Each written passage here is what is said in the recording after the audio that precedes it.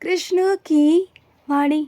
बच्चे, मुझे मालूम है कि तुम्हें भी ना अग्नि परीक्षा से गुजरना पड़ा।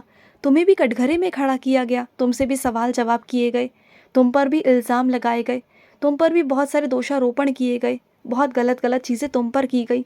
तो मैं तुमसे पूछता हूँ, जब इंसानों ने भगवान को नहीं बख्शा, जब भगवान नहीं बचे गए इस दुनिया से, जब किसी ने भी भगवान को नहीं बख्शा, तो फिर जब राम ने परीक्षा दी, सीता माँ ने परीक्षा दी, किसने परीक्षा नहीं दी है?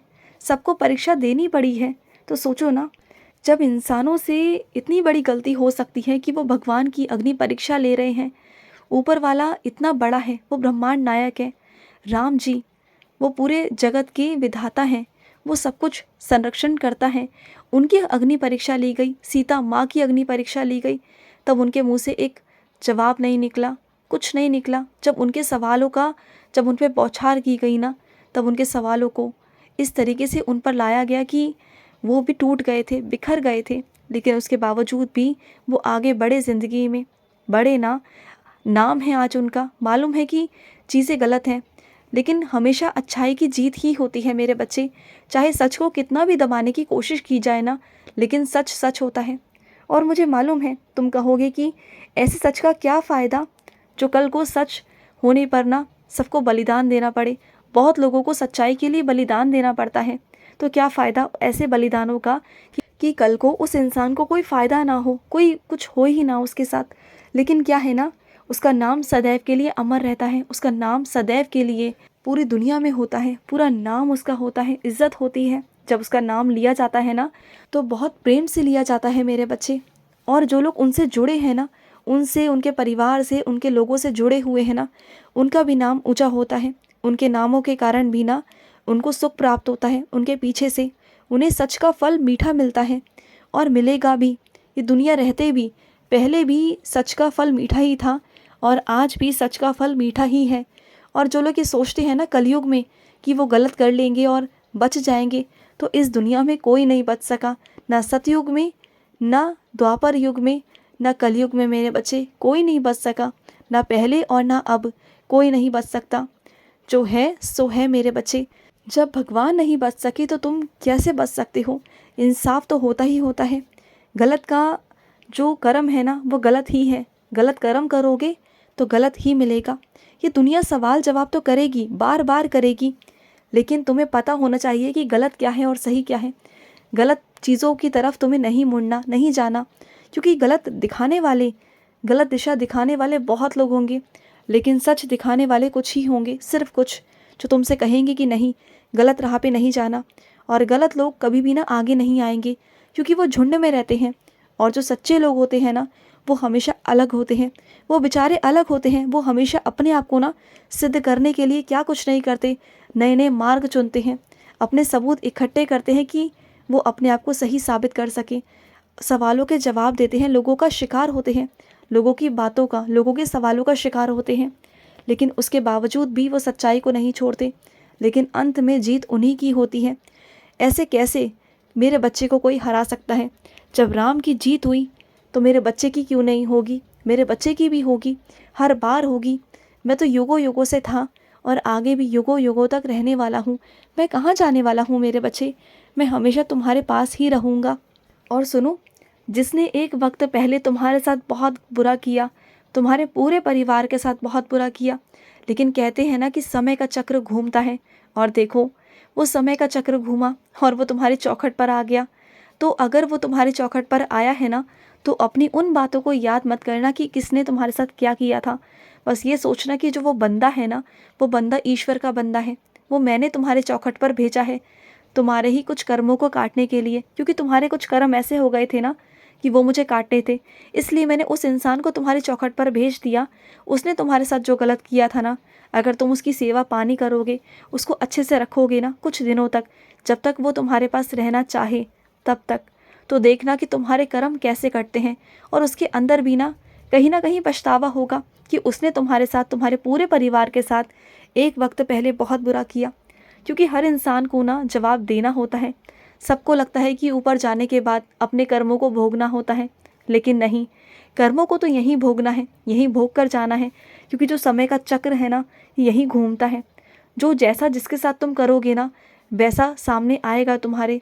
इसलिए जो भी कर रहे हो, जैसा कर रहे हो, जिसके साथ कर रहे हो, सोच समझ कर करना, क्योंकि चीज़ें सामने आएंगी और आती रहेंगी, घूमती रहेंगी। तुम किसी को रोक नहीं सकते, किसी को बदल नहीं सकते।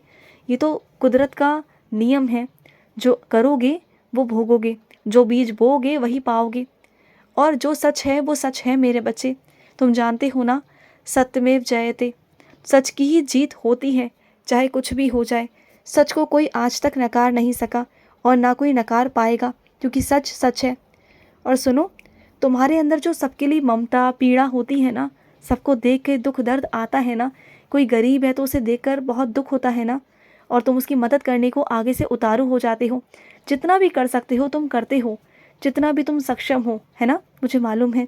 पता है क्यों? क्योंकि तुम्हारे अंदर ना मेरा अंश है, तुम्हारे अंदर मैं वास करता हूँ, तुम्हारे अंदर मैं हूँ, इसलिए।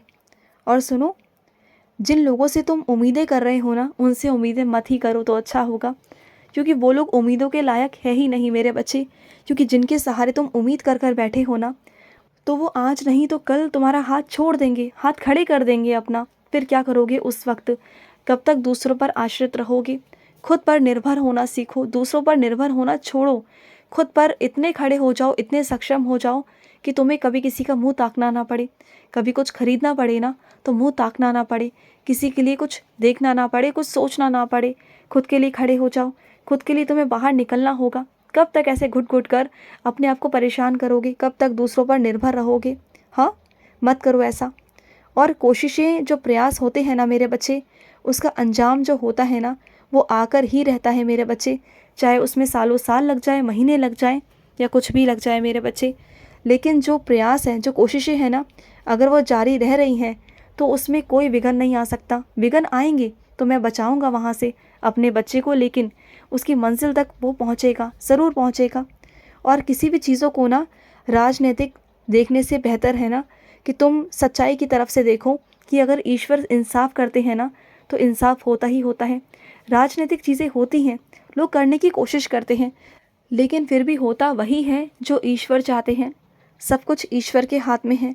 वो जब चाहे जिसे चाहे तब बदल सकते हैं, जब चाहे जिसकी जगह बदल सकते हैं, जब चाहे जिसको जहाँ भेज सकते हैं। वो सब उनके हाथ में है, सब कुछ उनके हाथ में है। और सुनो, अपने जीवन से परेशान मत रहो। अपने जीवन को ऐसा बनाओ कि तुम्हें अपने जीवन से प्यार हो जाए, अपने आप से प्यार हो जाए। अपने आप को ऐसा बनाओ, कुछ चीज़ें अपने लिए ऐसी ढूंढो, ढूंढो ऐसी चीज़ें जिससे तुम खुश हो सको, जिसमें तुम्हारी रुचि हो। अपने आप को दोबारा से नई तरीके से तैयार करो।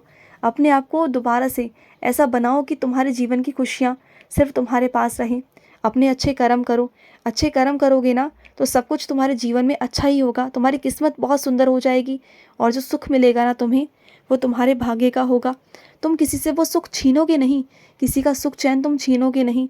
वो सुख चैन तुम्हारे खुद का होगा, तुम्हारे कर्मों का होगा। तुम देखना। और मैं मंदिर में विराजित हूँ, तुम्हारे घर के मंदिर में मैं विराजित हूँ। तुम्हें क्या लगता है कि मैं वहाँ नहीं हूँ? मैं वहीं हूँ। और अगर मेरे कुछ बच्चे मुझे अपने घर लाना चाहते हैं तो सुनो मेरी बात को। मेरी प्राण प्रतिष्ठा ज़रूर अपने घर में करना। पंचामृत से मेरा 108 बार मंत्र जाप करके अपने हाथों से ही प्राण प्रतिष्ठा करवाना। चाहो तो पुजारी को बुला लो, नहीं तो तुम अपने हाथों से भी कर सकते हो। मैं उसमें आके विराजित हो जाऊंगा, तुम्हारे लल्ला में आके विराजित हो जाऊंगा मेरे बच्चे। और किसी को अगर तोहफा देने की भी सोच रहे हो ना तो उसे भी मुझे ही देना, क्योंकि मुझे दोगे ना तो उसकी ज़िंदगी में कभी किसी चीज़ की कोई कमी नहीं आएगी, ना संसारिक ना भौतिक, कुछ भी नहीं आएगी। लेकिन अगर तुम कोई चीज़ दोगे ना तो उसकी एक सीमा होगी। हर एक चीज़ की एक सीमा होती है, चाहे वो पैसा हो या चीज़ें हो या कुछ भी हो मेरे बच्चे। लेकिन अगर मुझे दोगे ना तो मैं वो हूँ जो उसकी किस्मत बदल के रख सकता है, तो मुझे दे दो उसे, क्योंकि मैं उसके जीवन में उजाले लेकर आऊँगा, उसका अंधेरा उसकी ज़िंदगी से मिटाऊँगा मैं। इससे बड़ा अच्छा तोहफ़ा क्या ही हो सकता है उस बच्चे के लिए जिसके जीवन में मैं ही आ जाऊँ। तो ज़्यादा सोचो मत, मुझे ले लो और मुझे दो उन्हें, ठीक है? खुश रहो। आज का रात्रि कृष्ण संदेश समाप्त हुआ। जय श्री कृष्णा।